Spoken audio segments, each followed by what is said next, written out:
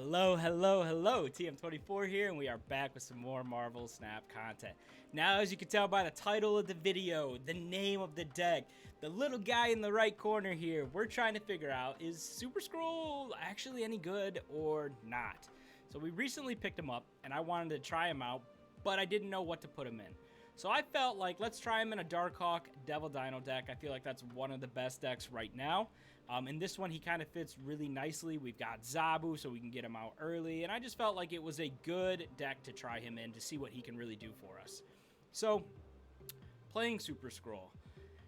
Now, we know his ongoing ability is copying all the ongoing abilities of our opponents. So, kind of a crazy effect. It really is. That, you could have essentially 4 or 5 cards in one. But it's super, super reliant on your opponent actually playing ongoing cards. Now, the meta seems to be that there are quite a few decks that are running ongoing cards, whether it's, this one in Mr. Negative, an ongoing Spectrum list. I've seen Thanos build with a bunch of ongoing cards, Patriots, so tons of ongoing decks out there. But how much are you actually going to benefit by having Super Skrull in your deck? Because it all depends on what they've got. And if you're, if they're running a Patriot list, it's not going to do you a whole lot of good copying Patriot if you're running a Devil Dino list like I am. In this one, though, being a Mr. Negative deck, I was hoping he was going to play Iron Man and then I'd get to double up those. And sure enough, as you can see him coming down, I was right. So I copy his Iron Man, but then what is actually crazy is that he copies Mystique as well. So you're talking, 2 Iron Mans in one, and he single-handedly won me this game. Now, I didn't build the deck for him to do that specifically. I got a little bit lucky with Zola there, but you can see that he scales kind of insane. 2 Iron Mans in one is just absolutely nuts. So he definitely can win you games on his own, as you just saw there. But do you build your deck around a card that relies on what your opponent's doing? I'm not so sure. Now, copying your opponent's cards is awesome, right? But your opponent has to play some ongoing cards that are actually going to benefit you. We just talked about that a little bit. As you can see here, we are playing against, it looks like a Patriot deck. We find out right here on turn 3 that it actually is. So how valuable is Super Skrull when they're playing Patriot and you're playing, Darkhawk, Devil Dino? What value does he actually bring? Now, I'm not sure, right? Because I don't have any cards that are going to benefit from having Patriot, a Patriot ongoing ability on my side. So he kind of feels a little bit like a dead card in this scenario. So I'm just thinking, okay, do I even play him? I've probably just got to go with my own Darkhawk, and maybe I can get it done that way. So I slam my Darkhawk. I've got Super Skrull in the back of my mind, but I can't get any value out of it. As you can see, I've got Patriot on my side of the board, and it's doing absolutely nothing. So I'm still waiting, still thinking, trying to figure out what the next play is here. I know I've got Mystique ready to go, so I'm going to slam her, copy up on my Darkhawk, and, see if I can get something done. Again, Super Skrull doesn't feel super valuable in this game, at least up till this point.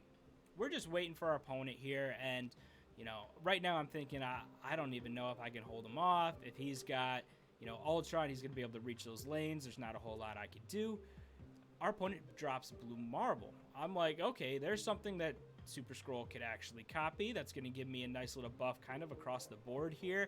Maybe it's going to be enough to outpace him. So I'm like, you know what? I think that's our best bet. Let's slam it, get it down. I needed to get a little bit more power into the flooded lane in case they were able to reach it as well. So that's why I decided to slam Super Skrull here, take advantage of Blue Marvel, and see if maybe somehow we can get the win that way. Again, we're just waiting. I'm like, okay, I've got a Blue Marvel here. Great. Let's hope that it is enough. I'm honestly not believing that it's going to be, But then he plays Mystique, copying his Blue Marvel, which again, we're going to get that buff as well. Then Surfer comes out, and I'm like, okay, I'm in trouble here. Wasp as well. But then our Skrull hits, and we get all of those abilities. And all of a sudden, we've tied the game in Baxter Building. We're up and flooded by one more than they were, and we're going to take the win. So the fact that he got to copy Blue Marvel and then Mystique giving us that double buff that they had was absolutely huge. So in that sense, you know, he felt pretty good. Now you can see here, I switched to a different deck. Lots of Patriots running around. I feel like Super Skrull, if there's going to be a home for him, it might be this list. So you can see I've got him ready to go. I'm hoping that I can get some of my Patriot things out there as well. I've got Debris ready. And then I see Ant-Man. I'm like, hold on a second. If he's playing Ant-Man this early, he's probably got other ongoing cards as well. And honestly, that's what I'm hoping for. I see Mr. Fantastic come down. I'm like, great. I'm going to be able to copy all the ongoing things that he's got going on. So immediately I'm like, okay, let's go. It's time to snap Skrull. Let's put him in the middle. We'll match that Mr. Fantastic. We'll get the Ant-Man ongoing as well. And then Captain comes down, and I'm like, okay, so now he's taking Captain's ongoing as well. This is huge. He is, he's turning out to be, kind of a monster here that has, 4 or 5 abilities in one. That's really just insane. So here, I feel really good about having him in my deck, but a lot of the times it feels like, maybe he's just a dead card, or maybe he's not going to provide the value that you actually need in order to win some of these games. Professor X comes down. I'm like, cool. Skrull does the same thing. So he's locked down that lane. Didn't really matter, right? We had already locked it down. But now he's got 1, 2, 3, 4 card abilities in one going on right now. And we're stuck fighting for one last location. I'm just thinking if he slams something big like a destroyer or something like that, we're going to lose. But there's always the chance he continues to go with ongoing things. And maybe that won't be enough. So I get all my things down being buffed by, Patriot, things like that. He plays Spectrum, which gets a little buff on his ongoing things, but it's just not enough. And Skrull right there won us the game. But here is where I feel like he might be the most valuable, and that's much more as a defensive tool, right? You can't rely on him to be your offense when you're relying on your opponent to play cards that make him strong. So they come through with a boss, and I'm like, oh, great. What do we have going on here? You can see I don't even have Skrull in my hand yet, so I'm just stuck. I'm like, let's see what we can do here. I feel pretty good because I've got Debris, and I know I can get into Death's Domain. I've also got Patriot, so, I feel like I should win Death's Domain. They come through with Bishop, and I'm thinking I'm in for a tough game here. So I go ahead. I'm pretty sure I slammed Debris right here, ready to go. But I hit Brood, so then I was like, okay, there we go. Instead of Debris, we're getting Brood down. That's going to be huge. We should win Death's Domain easily. I'm just waiting to see what they've got going on. They come through with a Hulkbuster. I'm like, I don't even know why that is in your deck at all. But, okay, sure. Brood goes off. We get our 2 Broodlings in Death's Domain. We feel like we're winning that location. I've got 4 energy. I don't see how Super Skrull helps me, but I'm like, maybe I just slam it early, and I decide to do that. I've already won Death's Domain. Maybe Skrull can get me something that helps me out here. And I feel a little bit lucky that I played this the way that I did. I'm like, let's just see. Maybe they've got something that will allow him to go off. And sure enough, I see Luke Cage come through and Hazmat come down. Skrull, there he is to protect our cards. And next thing I know, my opponent wants nothing to do with him.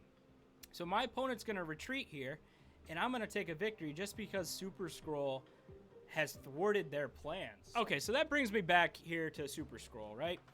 Now, is he good? Is he not? I'm going to say that he feels like a luxury in most decks. You could certainly get some powerful plays off him, and he can win you games on his own. But I don't think you can rely on him to do that. He feels much more like potentially a defensive tool with a bonus attached to him. I don't really know. Overall, I think he's pretty good. I think he's solid. I think you should give him a shot. I think he's got kind of a natural home in that Patriot deck, maybe in the Darkhawk Devil Dino deck. But overall, I think he's all right. I think he's pretty good, and I think you should give him a shot. So if you've hung around this long, I really appreciate you staying and watching the whole video. If you haven't already subscribed, now is a great time to do so. You found out Super Skrull is pretty good, so please feel free to hit that subscribe and like button. And until the next one, have some fun.